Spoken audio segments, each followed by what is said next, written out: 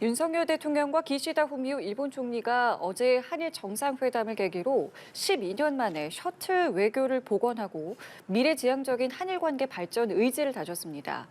기시다 총리는 오늘 경제 6단체장과의 간담회 일정 등을 소화하고 출국합니다. 네, 양국 정상은 한일 정상회담을 통해서 후쿠시마 시찰 및 공급망 공조, 안보 협력에 합의했습니다.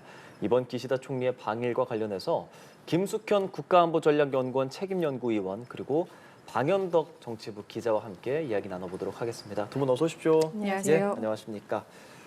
12년 만에 셔틀 외교가 공식화되고 한국에서 이뤄진 첫 번째 한일 정상회담이었습니다. 기자님은 직접적으로 좀 취재도 해주셨고 맞습니다. 전문가님께 좀 총평도 들어보도록 할 텐데 12년 만에 복원입니다. 전반적으로 어제 어떻게 보셨어요?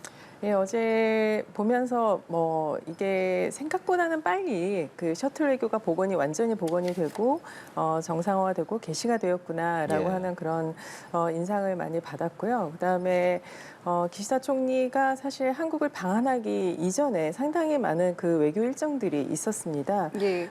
그리고 방한 직전에 이제 아프리카 순방도 했고 싱가포르로 갔다 온 그런 굉장히 바쁜 일정에도 불구하고 방한을 선택했다라고 하는 것은 역시 좀 한국과의 이제 관계 개선에 조금 적극적인 호응을 보였다라고 이렇게 볼 수 있을 것 같고요.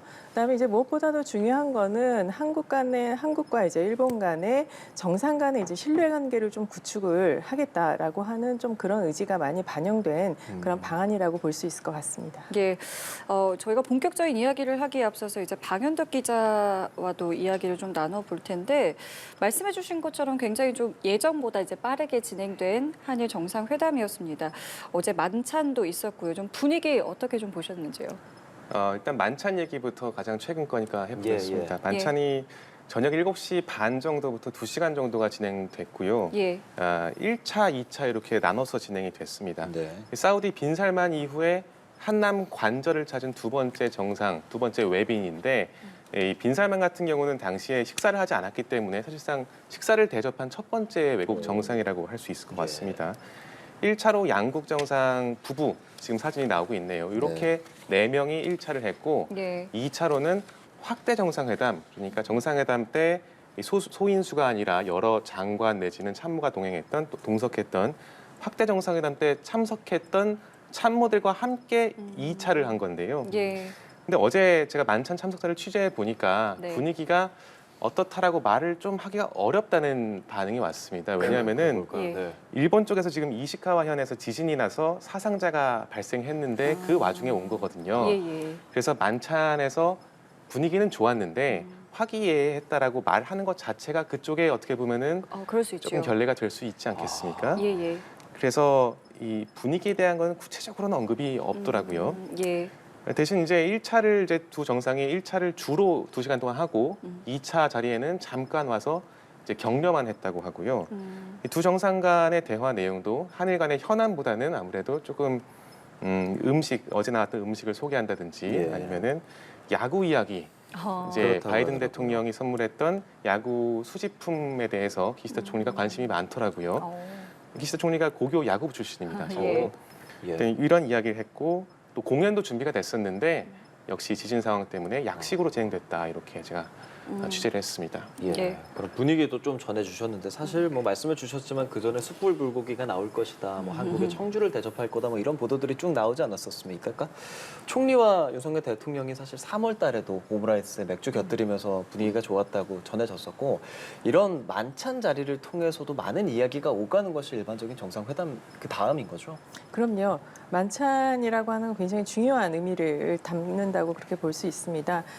지난번 이제 3월 16일 날 윤석열 대통령이 방일을 했을 때 예. 윤석열 대통령의 어린 시절의 어떤 추억이라든가 이런 것이 담긴 그런 것들을 이제 배려를 하면서 이렇게 접대를 한다라고 하는 것은 예. 일단은 그 상대방에 대한 정상에 대한 예의를 다한다라고 하는 그런 의미로 볼 수가 있고요.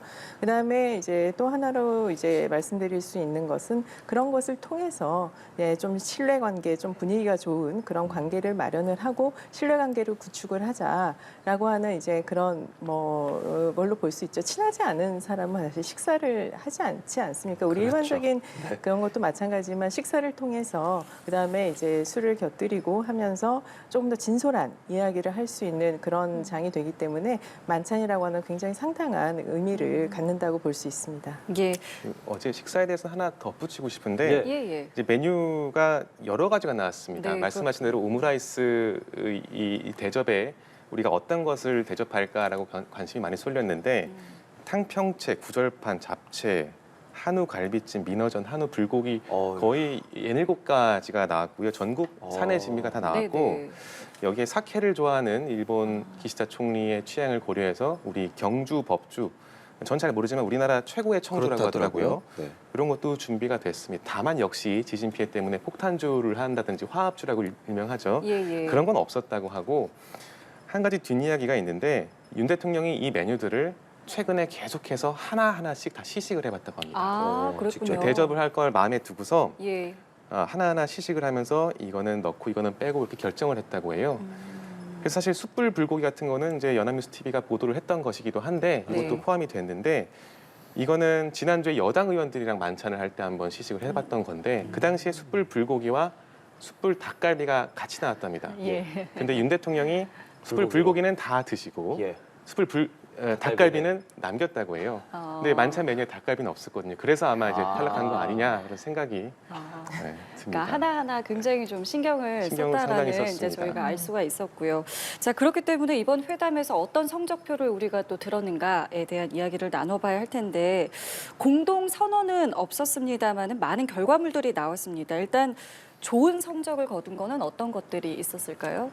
일단 후쿠시마 오염수 방류와 관련해서 우리 정부의 시찰단을 보낸다는 거는 이번 회담의 성과로 볼 수 있을 것 같은데요. 윤 대통령 발언 준비해봤습니다. 일단 보고 오시죠. 예, 함께 보시죠. 기시다 총리께서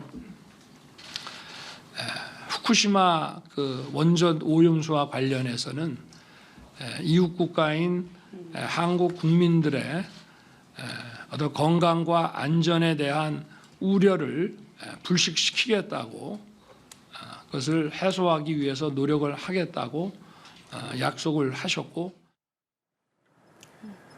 이제 후쿠시마 오염수 같은 경우는 아무래도 우리 국민 건강에 직결되는 문제다 보니까 특히 이제 해안가 지방을 중심으로 훨씬 더 이 수도권보다는 더 경각심이 큰 상황이고 예. 지난 도쿄 정상회담 때 사실 후쿠시마 수산물을 수입하냐 아니냐 이런 걸 갖고서 대통령이 일본 정치권 인사를 만났을 때 그런 이야기가 나왔고 대통령이 긍정적인 반응을 보였다는 식으로 일본 쪽 언론이 맞습니다. 언론 보도가 나왔기 때문에 맞아요. 그거 갖고 아니라고 했지만 상당히 논란이 사그라들지 않았거든요. 네. 그런 상황에서 이제 우리 정부가 이거를 요구해서 관철시켰다라는 거는 어떻게 보면 성과라고 볼 수 있을 것 같고 특히 개별 국가한테 이렇게 별개의 시찰단을 꾸리게 해준 거는 이번이 처음이라고 합니다. 다만 시찰단이 가서 무엇을 할 것이냐가 사실 이제부터의 문제인데요. 그렇죠. 지금 오염수 방류가 이루어진 게 아닙니다. 오염수 방류는 6월, 7월쯤 이루어지겠다고 한 것이고 예. 그렇다면 우리가 가서 할 수 있는 것은 과연 오염수를 얼마나 잘 정화를 하고 있느냐, 어떤 절차를 거쳐서 어떤 성분을 어떻게 분석해서 눈 가리기식이 아니라 정말로 잘 하고 있느냐를 검증해야 되는데 네.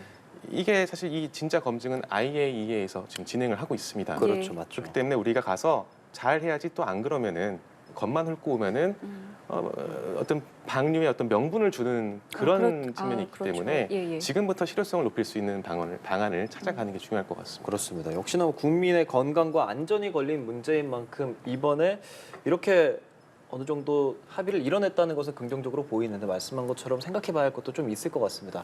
분위기 전반적으로 어떻습니까? 예, 지금 사실 후쿠시마 오염수 방류 문제와 관련해서 이것이 또 한일 관계에 또 다른 악재로 작용하지 않을까 하는 이런 우려도 상당히 많은 부분들도 있고요. 그다음에 또 인접 국가이다 보니까 한국에 그 피해를 줄 수 있는 그런 부분들이 상당히 많이 있다라고 이제 우리 언론 보도에서는 특히 그렇게 많이 보도를 하고 있는데 예. 사실 이거는 뭐 대통령께서도 말씀을 하셨지만 이것이 뭐 어떤 그냥 어떤 언론 보도라든가 이런 것보다는 조금 더 과학적이고 검증할 가능한 부분에서 확실한 그런 데이터가 있는 상태에서 설명이 돼야 이제 우리도 안심을 하고 하는 그런 부분이기 때문에 예. 그런 점에서는 사실 IAEA라고 하는 어떤 국제기구가 공신력을 가지고 지금까지 잘 참여를 했고 검증을 했다라고 저는 생각을 합니다. 그럼에도 불구하고 이번에 기시다 총리가 한국의 이제 시찰단을 수용을 한다라고 얘기를 한 점은 말씀드린 바와 같이 이제 한국에 대한 어떤 일종의 배려라고 볼 수도 있는 부분이고요. 그 다음에 후쿠시마 오염수 방류를 이제 반대하고 있는 중국이라든가 어떤 뭐 다른 국가와는 달리 이번에 이제 방한을 하셔서 우리 시찰단을 이제 파견하는 것을 수용을 하겠다라고 이제 그런 거를 얘기를 한 거에 대해서는 본다면 네. 역시 한일 관계 개선이라든가 한국의 이제 국내의 여론 상황이라든가 이런 부분을 잘 이해하고 있다 이렇게 봐야 될 것 같습니다. 이게 관계적인 측면 말고 이게 실제로 오염수 검증의 실효성도 이제 가져야 된다는 문제가 있는데 일각의 이제 보도에 따르면 이게 시찰과 검증은 좀 다르다. 지금은 이제 시찰단이 가는 거잖아요. 이것이 검증단이 아니기 때문에 한계가 있을 거다라는 지적도 있습니다. 이 부분 어떻게 보세요? 이제 용어상은 이제 시찰단이기는 하고요. 그 다음에 또 하나는 IAEA의 그 검증단 중에는 한국을 포함한 이제 전 세계의 우수한 과학자들이 다 포함이 되어 있습니다. 근데 이번 이제 시찰단에 물론 이제 과학자 위주로 이제 아마 원자력 전문가 위주로 이제 당연히 구성이 될 거고요. 예. 근데 이런 부분들에 있어서 가서 실제적으로 어떤 식으로 이제 오염수를 처리하는 그런 정화 과정은 있는지라고 하는 것을 이제 좀 구체적으로 볼 필요가 있고 그리고 거기에서 나온 이제 데이터를 통해서 우리가 다시 한번 짚어보는 재검증하는 그런 기회를 갖는다라고 하는 것은 굉장히 중요한 의미가 있는 것으로 보여집니다. 예, 말씀하신 것처럼 시찰단이 이제 구성부터 굉장히 좀 착실히 진행을 해 나가야 할 것 같고 그 밖에 또 다른 성과가 있다면 어떤 게 있을까요? 일단 다른 성과라면은 과거사에 대한 기시다 총리의 일종의 진전된 입장이 나왔다. 예. 요 점을 꼽을 수 있을 것 같은데요. 역시 화면이 준비되어 있습니다. 네, 함께 보시죠. 私自身、当時、厳しい環境の下で多数の方々が大変苦しい、そして悲しい思いをされたことに心が痛む思いです。 이제 이어지는 공동 기자회견에서 이게 정식 입장이냐 물었더니 기시다 총리가 개인적인 이제 입장이다 이런 식으로 단서를 달긴 했습니다. 네, 네. 그렇지만 그동안 역대 정부의 내각의 입장을 계승한다라는 어떤 상투적이고 좀 약간 사무적인 그런 표현보다는 분명히 한 발 더 나아간 거라고 볼 수 있겠고 물론 이게 충분하느냐라고 물었을 때 여러 가지 평가가 나올 수 있겠죠. 예. 사과나 사죄라는 단어를 입에 올리지 않았다는 이유로 불충분하고 문객이다라고 평가하는 것도 있을 것이고 그렇지 예. 않은 것도 있을 것입니다. 다만 이제 의미가 있다고 보는 부분은 무엇이냐면 기시다 총리가 지금 지지율이 많이 올랐지만은 어쨌든 일본 국내에서 정치적으로 입지가 그렇게 큰 상황은 아직은 아닙니다. 예. 강경파, 그러니까 아베파라고 하죠. 그분들의 눈치를 보느라고 이번 방한을 앞두고도 대통령실 내부에서는 사실 전향적인 표현은 어렵지 않겠냐. 우리가 요구도 하지 않았지만은 그렇다고 전향적으로 와서 표현할 것 같지도 않다라는 게 사실 설명이었는데 예. 당장 어제 회담 직후에 제가 일본 이제 산케이 신문이죠. 강경 우파 쪽을 대변하는 신문을 보니까 아니 기시다 총리가 이렇게까지 했는데 한국은 여전히 사과가 부족하다는 거냐 이런 식으로 썼더라고요. 이게 국내 일본 국내의 많은 여론인 겁니다. 이런 상황 속에서 어쨌든 개인적 입장이라 단서를 붙이긴 했지만은 나름 뭐 용기를 냈구나 하는 평가는 그래도 할 수는 있을 것 같습니다. 물론 이제 이게 큰 성과냐 아니냐에 대해서는 평가가 갈릴 수 있는 것이고 예. 다만 한 발짝도 못 움직였던 상황에서 반발자국은 나가지 않았냐 이런 정도의 평가는 할 수 있지 않을까 생각이 듭니다. 예. 의원님은 이 발언 어떻게 들으셨어요? 예, 저도 어제 이렇게 보면서 사실 의외적이다라는 의외다. 생각을 했습니다. 그러니까 어떻게 보면 지금까지 우리가 이제 요구했던 거는 사죄와 반성이라고 하는 그런 부분에 좀 강조를 두었다라고 한다면 네. 이번에 기시다 총리가 얘기한 거는 어떤 공감과 공유 라고 하는 그런 부분이거든요. 그렇기 때문에 이것을 뭐 사죄와 반성이라고 볼 수 있느냐 없느냐에 물론 그런 논란은 있을 수 있겠습니다만은 개인적인 뭐 개인의 입장에서 얘기한다라고는 했으나 결국은 총리가 얘기를 한 거기 때문에 그렇죠. 마음이 아프다. 당시 그런 상황에 놓인 거에 대해서는 뭐 이렇게 생각한다라고 하는 이런 부분들을 멘트를 했다라고 하는 것은 저는 상당히 좀 고무적이지 않나 그런 생각을 이제 해보고요. 예. 그다음에 이게 사죄와 반성이라고 하는 어떤 그런 프레임의 그 어떤 틀 속에 지금까지 한일 관계에 좀 갇혀 있었다라고 한다면 이제는 조금 이제 인간 대 인간, 마음과 마음으로서 좀 공유할 수 있는 그런 새로운 좀 시각이 생긴 것이 아닌가라는 좀 저는 약간은 굉장히 긍정적으로 그렇게 바라봤고 아까 이제 기자님께서 지적을 하셨지만 사실 기시다 총리가 굉장히 그 지지율이 30%로 고전을 하고 있었습니다. 그런데 이제 최근에 좀 지지율이 많이 반등을 했고 그렇기 때문에 그런 지지율을 계속 더 끌어올려서 의회 해산이라든가 본인의 장기 집권이라든가 이런 부분을 좀 꾀할 수 있는 그런 부분이기 때문에 모두들 이제 예상을 했던 거는 그렇게 전향적으로 사죄와 반성은 하지 않을 것이다.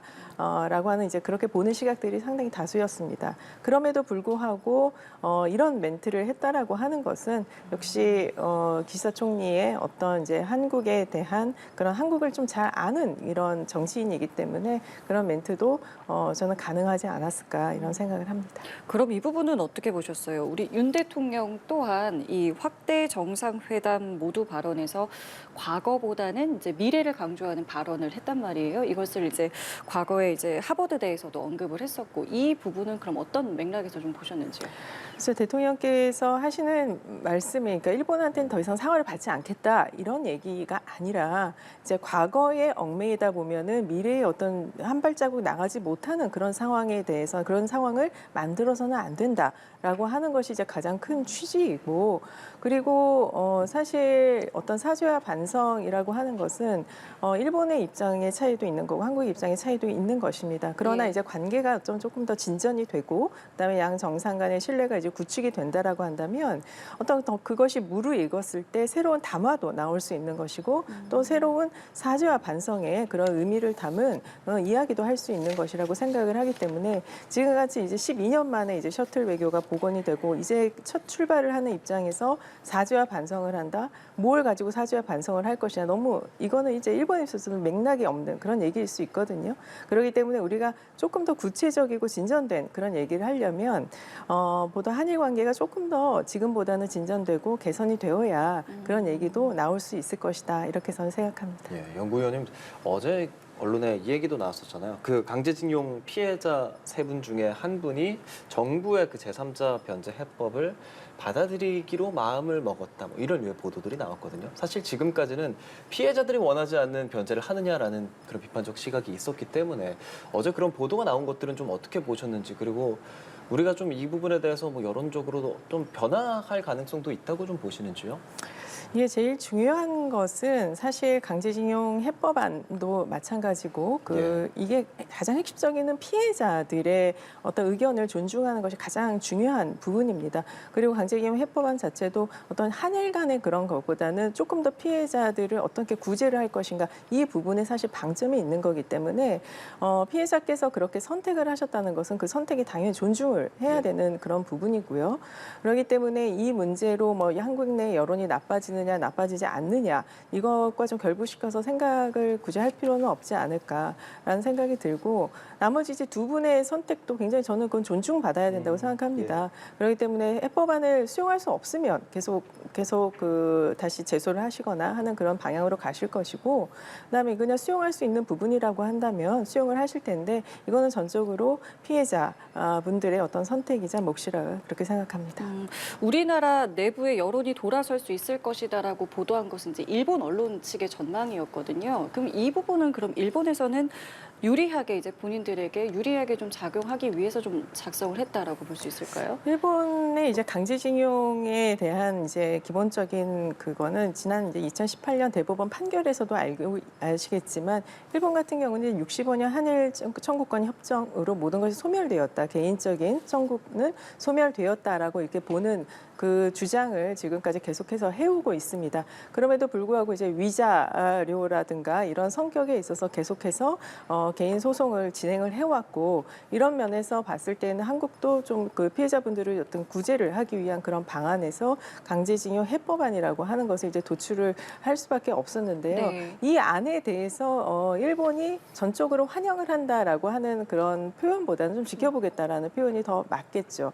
그 이유는 왜냐하면 이제 소위 말하는 피해자분들이 이 안을 수용을 해야 이 해법안 자체가 가동이 되는 거기 그렇죠. 때문에 예. 아직 이제 피해자분들 중에 그 세 분 중에 지금 이제 한 분이 그걸 그 뭐 수용을 하시겠다라고 이제 말씀은 하셨지만 이거를 이제 일본의 입장에서 봤을 때는 수용을 하느냐 하지 않느냐 이거를 일본이 이제 뭐 이렇게 해야 된다 저렇게 해야 된다라고 얘기를 할 수 없는 부분이기 때문에 당연히 지켜볼 수밖에 없는 그런 입장이라고 봐야 되겠죠. 그렇지만 일본의 입장에서는 당연히 강제징용 문제가 해결이 돼야 한일 관계가 정상화된다라고 이렇게 보고 있기 때문에 해법안이 잘 반영이 돼서 문제가 원만하게 해결되기를 기대하는 그런 입장이라 볼 수 있습니다. 예, 알겠습니다. 관 기자 그리고 쭉 저희가 짚어보고 있는데 우리가 이뤄낸 성과 안보에 대한 부분도 좀 궁금하거든요. 어떻게 이야기했나요? 일단 사실 워싱턴 선언에 일본의 참여를 배제하지 않겠다라는 건 우리 쪽 성과보다는 일본 쪽에서 거둔 성과라고 평가할 수도 있을 것 같은데요. 윤 대통령 관련 발언 이것도 준비해봤습니다. 보시죠. 네. 먼저 이것이 궤도에 오르면 또 일본도 미국과 관계에서 준비가 되면은 이건 뭐 언제든지 같이 협력할 수 있는 문제라고 생각합니다. 이게 워싱턴 선언에 대한 발언인데 예. 이 워싱턴 선언이 어떤 것이냐면 이제 미국과 한국이 북핵 위협에 맞서서 미국의 전략 자산을 전개하는데 특히 핵 자산을 전개하는데 한국이 그 과정 초기부터 관여를 한다는 그렇죠. 그게 핵심입니다.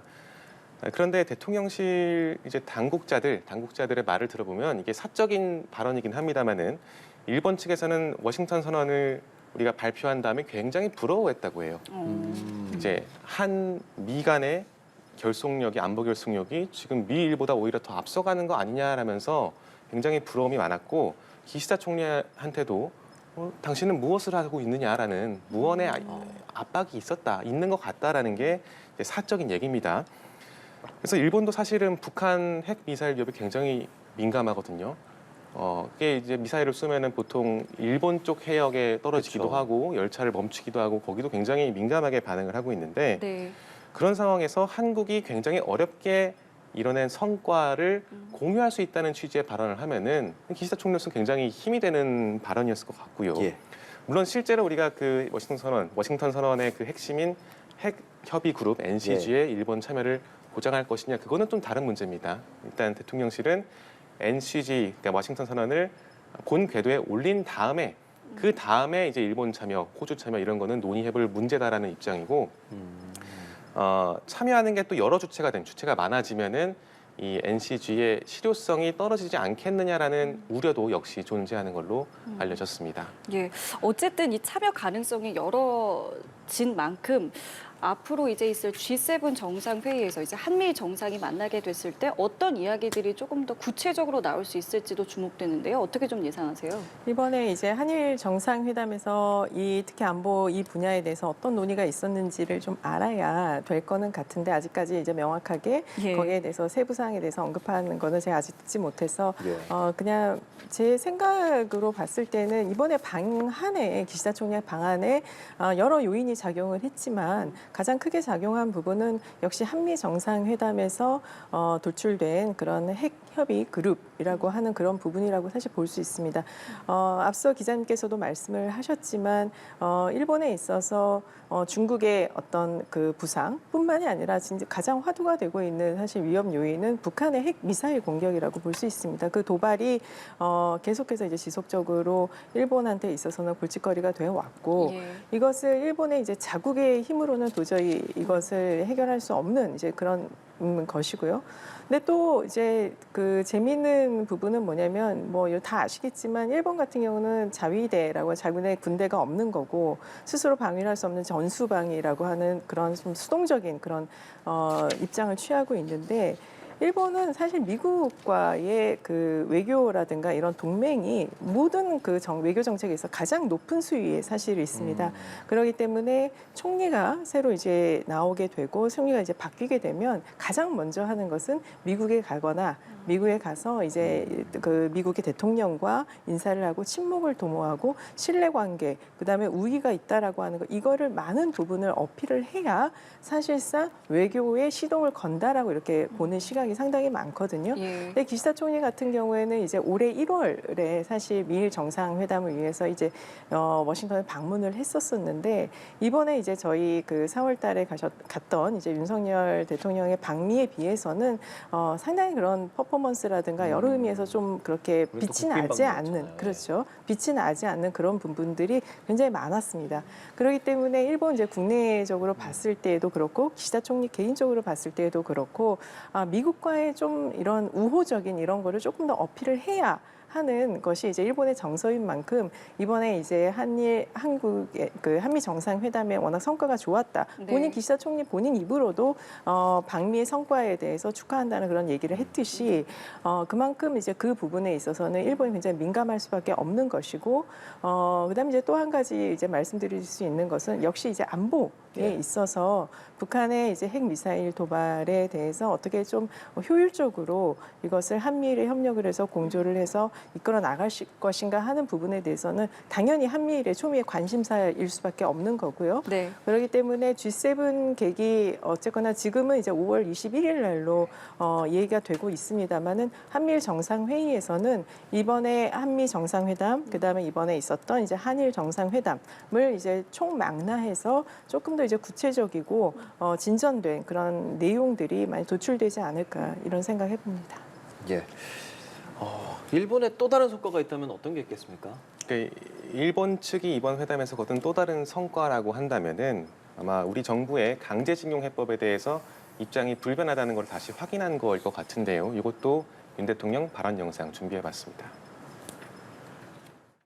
일단 강제징용 그 해법에 대한 정부의 방침이 바뀔 것이냐라는 그 질문에 대해서는 바뀌지 않는다고 말씀을 드리겠습니다.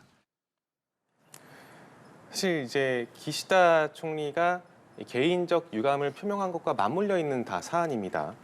일본이 지금 계속해서 사과를 하지 않는 꺼리는 이유가 사과를 했는데 한국이 또 마음이 변해서 기존 합의를 깨고 다시 또 사과를 요구하고 언제까지 반복할 것이냐라는 그런 인식이 있거든요. 특히 기시다 총리 같은 경우는 외무상을 지내던 시절에 그 당시 박근혜 정부와 이 위안부 합의를 했던 당사자죠. 예. 근데 이제 그 합의는 지금 사실 형해화됐다고 평가하는 게 맞을 것 같습니다.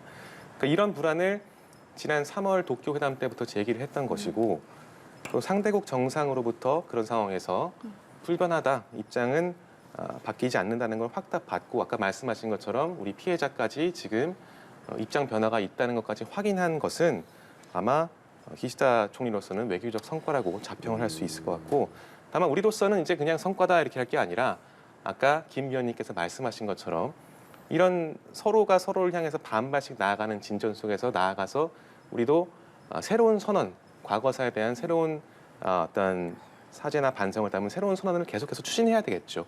그런 예. 과정에 있는 게 아닐까 생각이 듭니다. 예. 자, 그리고 두 정상이 히로시마에 있는 한국인 희생자 위령탑을 찾기로 했다라는 보도도 있는데 이 내용도 전해 주실까요? 기시다 총리 쪽에서 먼저 제안을 했고요. 윤 대통령이 승낙을 해서 성사가 된 일인데 일단 전에는 없었던 일입니다. 한일 정상이 함께 간 것은 물론이고 우리 정상도 한 번도 이 위령탑, 위령비 약간 용어가 좀 헷갈리긴 합니다만은 예, 예. 가는 건 처음인 걸로 알려졌습니다.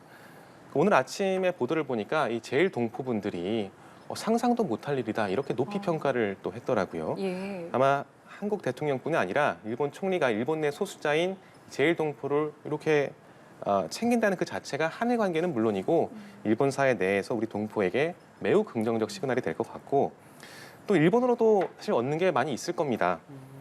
일단 히로시마가 기시다 총리의 지역구고요. 예, 예. 본인 지역구에 다른 나라 정상이 와서 참배를 하는 게 본인한테는 지역적으로 아주 큰 플러스가 될 겁니다.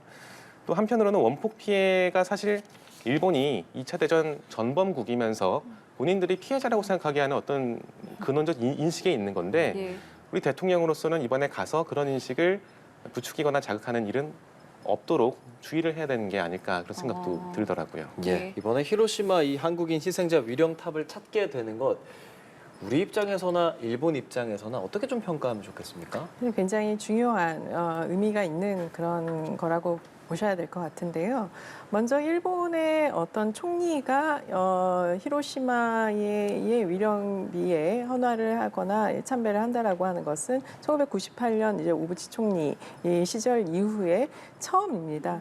일본의 그러니까 히로시마라고 하는 것이 그렇게 큰 대도시가 사실 아니기 때문에 총리라든가 어떤 이런 중요한 인물이 히로시마에 가서 위령을 하고 참배를 하는 이런 부분 자체는 그렇게 크게 주목받거나 꼭 필요한 그런 퍼포먼스라고 생각을 하지는 않았는데요. 다만 이제 아베 총리 시절이었죠. 그리고 기시다 총리가 외무상 시절에 이제 그 오바마 대통령이 히로시마를 이제 방문을 해서 이제 헌화한 그런 일이 있었습니다. 이제 이거를 계기로 해서 이제 그때 당시 이제 오바마 대통령도 정책적으로 이제 밀었던 것이 핵 없는 세상이라고 하는 그런 부분이었거든요. 지금 바이든 대통령도 마찬가지고 핵 없는 그런 세상을 추구를 하고 있습니다. 마찬가지로 기시다 총리도 핵 패절이라고 하는 핵을 완전히 없애는 그런 세상을 이제 추구하는 그런 공통적인 그런 내용이 있기 때문에 그때 당시 이제 오바마 대통령이 헌화를 한다라고 하는 것은 좀 굉장히 그 미일 관계에 있어서도 굉장히 상징적인 그런 의미가 있었는데 또 하나는 이제 미국의 어떤 그런 비핵화 정책이라든가 이런 걸 어필을 하기 위한 그런 장소로 좀 많이 활용되는 그런 부분이 없지 않아 있었습니다. 그럼에도 불구하고 이제 이번에 사실 G7이 이제 히로시마에서 열린다라고 하는 거는 많은 의미를 사실 담을 수가 있을 것 같습니다. 뭐냐면 이제 G7 같은 경우 이제 지금 일본이 이제 의장국이어서 하는데 개최지가 히로시마. 아까 기자님께서 말씀을 하셨듯이 기시다 총리의 이제 지역구가 이제 히로시마이기 때문에 뭐 자신의 어떤 이제 정치 성향을 더 어필할 수 있는 아주 굉장히 좋은 외교 무대가 될 수 있는 거고요. 그렇기 때문에 또 이것을 잘하기 위해서 이미 기시다 총리는 G7 국가를 다 방문을 했습니다. 예. 그래가지고 그런 외교적인 뭐 이런 부분 좀 많이 어필을 하기 위해서 이제 노력을 해왔고 그런 측면에서 봤을 때는 한국의 대통령과 같이 한국인 위령비를 간다라고 하는 것은 굉장히 좋은 이미지를 줄 수가 있는 부분이거든요. 왜냐하면 그 히로시마에서 한국인도 굉장히 많이 희생자가 나왔고 아까 기자님께서도 말씀을 하셨지만 저희 이제 민단이라든가 제일 교포분들, 제일 동포분들께서도 그런 후손들이 상당히 많이 지금 계십니다. 그렇기 때문에 이런 거를 가서 그러니까 한국인 위령비를 직접 총리가 찾아가서 위령을 한다라고 하는 것은 한국인에 대한 어떤 그런 뭐 위로의 그런 거 마음을 이제 공유하는 그런 것뿐만이 아니라 조금 더 이제 진전된 한일 관계, 서로의 아픔을 공유하는 그런 한일 관계로 한 걸음 더 나아가기 위한 그런 일부 진전된 그런 행보가 아닌가 이런 생각을 해봅니다. 예. 자, 이번에 한일 정상 간에 뭐 지금 이야기한 것 말고 그 밖에도 다른 합의 사항들은 어떤 게 있었을까요? 지금까지 이제 과거와 현재에 대해서 주로 얘기했다면 이제 현재와 미래에 대한 합의도 있는데 예. 언론이 많이 주목을 안 하는 것 같습니다. 예. 얘기해 이제 가령 우리 수도권과 일본 지방 사이의 항공편을 코로나 이전 순으로 다시 원복하겠다 이런 게 하나 발표됐고 예. 아마 민간 교류에 큰 도움이 될 걸로 예상이 됩니다. 그렇네요. 또 일본이 지금 30여 개국 청년한테 제공하는 단기 연수 프로그램이 있는데 우리 한국 청년의 쿼터를 2배 확대하겠다 이런 발표도 있었고요. 예. 우리도 마찬가지로 일본 학생들을 상대로 국비 유학생을 뽑겠다 이런 얘기도 있었습니다. 모두 이제 미래 협력을 더 강화하기 위한 어떤 방안일 것 같습니다. 그렇네요. 예. 오늘 1박 2일 일정 이제 마지막 날이잖아요. 기시다 총리 오늘 낮에 떠나게 될 텐데 떠나기 전에 어떤 일정 하고 가는 건가요?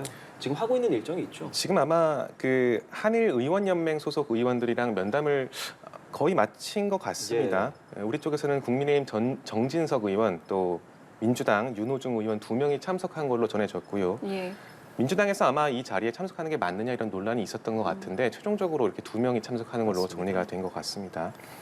윤 대통령도 말씀드렸지만 도쿄 회담 당시에 일본 여야 정치인들과 만난 자리에서 이제 그 당시 일본은 선거를 앞두고 있었고 정치인들이 선명성을 부각하기 위해서 조금 외교적 결례일 수 있는 말을 하고 또 나와서 언론에 이야기하는 예. 그런 일이 있었는데 네.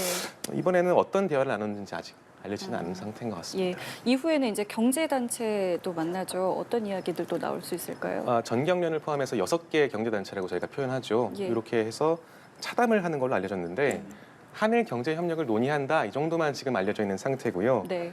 아마 재계 총수들이 많이 참석하지는 않습니다. 예를 들어서 어제 우리 반도체 공급망 확대를 하겠다, 강화하겠다 얘기했는데 막상 이재용 삼성 회장은 지금 미국에 있더라고요. 예. 그래서 아마 총론적 이야기를 나누지 않을까 생각을 하고 있고요. 기시다는 이 일정까지 마친 다음에 오늘 정오쯤 약 24시간 정도의 체류를 마치고 일본으로 돌아가게 됩니다. 그 다음은 5월 19일부터 21일까지 열리는 히로시마 G7에서 아마 양국 정상이 다시 마주할 것 같습니다. 예, 경제 이야기가 나왔으니까요. 화이트리스트 복원도 되고 한국과 일본 사이에 이번에 이렇게 경제적으로 조금 더 가까워짐으로써 우리가 얻을 수 있는 것은 어떤 것이 있을까? 어떻게 좀 보고 계시는지요? 일단 우리가 반도체 강국임에는 틀림이 없죠. 근데 그 반도체를 이제 생산을 하기 위해서는 어떤 그런 중요 부품 같은 경우에서 일본에서 많이 이제 수입을 하는 그런 의존을 하고 있는 그런 것도 있었는데 한일 관계가 좋지 않았을 때 특히 화이트리스트 국가로 이거를 그 일본이 했을 때 수출 규제라고 하는 것을 동시에 사실을 했거든요. 그 주요 품목에 대한 어떤 수출 규제라고 한다고 하는 거는 한국에 물론 이제 그 이후에 한국이 굉장히 많이 열심히 해서 이제 소부장 일본으로부터 어느 정도 독립되는 그런 부분도 그런 성과도 있었습니다만은 그럼에도 불구하고 이제 안정적인 공급망 확보라고 하는 그런 측면에서 봤을 때에는 굉장히 중요한 그런 의미라고가 있을 수 있고요. 향후 사실 반도체라고 하는 것은 우리가 사용하는 모든 부품에 사실 모든 그런 제품에 다 예. 들어가는 그런 부분입니다. 맞습니다. 그렇기 때문에 반도체라고 하는 것은 우리나라뿐만 아니라 전 세계적으로 주목을 하는 부분이고 그렇기 때문에 미국과 중국이 이 반도체 문제를 가지고 굉장히 예민하게 지금 서로 반응을 하고 있는 그런 것이기 때문에 우리 국익에서 봤을 때는 적어도 한일 관계가 원만하게 돼서 일본의 어떤 중요 부품이라든가 그다음에 반도체에 대해서 우리가 생산을 하는데 원활한 공급망을 형성할 수 있다라고 하는 점에서는 굉장히 큰 저는 나름의 의의가 있는 그런 부분이라 생각합니다. 예. 자, 이렇게 저희가 1박 2일간의 어떤 기시다 총리의 일정들과 성과들에 대해서 쭉 이야기를 나눠봤는데 보셨을 때 요건 조금 아쉬웠다 이런 부분도 있으셨을 것 같아요. 어떤 게 있었을까요? 글쎄요, 이게 뭐 어떻게 보면 급작스럽게 좀 이루어진 그런 방안이기도 그랬죠. 하고 예. 그러니까 사실 52일 만에 이루어진 답방이지 않습니까? 그러니까 네. 그러다 보니까 조금 더 이제 시간을 두고 했었으면은 좀 우리가 원하는 방향대로 조금 더 역사 문제라든가 아니면 강제징용 해법안에 대한 일본의 좀 호응이라든가 이런 거에 대해서 조금 더 기대를 하고 도출해 낼 수 있는 그런 부분이 조금 더 있었지 않았을까라는 생각을 하는데 그러면 이제 어쩔 수 없이 이제 52일 만에 이제 열리는 한일 정상회담이고 예. 그다음에 양 정상께서도 이제 말씀하셨듯이 셔틀 외교 복원이라고 하는 그런 거를 강조를 했다라고 하기 때문에 이번에서 뭐 아쉬운 점이라고 한다면은 너무 이른 시기에 답방이지 않을까 그런 생각을 해봅니다. 그럼에도 불구하고 저는 뭐 아까 이제 기자님도 중요한 얘기를 하셨지만 기시다 총리의 어떤 좀 사죄와 반성과는 조금 다른 그런 부분이긴 합니다만은 총리 스스로의 입에서 어떤 그런 아픔을 공유한다라고 하는 그런 공유나 어떤 이런 식의 얘기가 나왔다라고 하는 것은 그만큼 이제 한일 관계에 있어서의 약간 국민의 정서라든가 이런 부분을 좀 수용을 하는 인식을 하는 그런 부분이지 않았나 이런 생각을 해봅니다. 예, 알겠습니다. 1박 2일로 한국을 찾은 기시다 총리 아직 일정이 끝난 것은 아니니까요. 예. 일정 중간중간에 또 나오는 내용들 전해드리도록 하고요. 두 분은 여기서 보내드리겠습니다. 김숙현 국가안보전략연구원 책임연구위원 그리고 방현덕 정치부 기자와 함께했습니다. 두 분 말씀 고맙습니다. 고맙습니다. 예, 잘 들었습니다.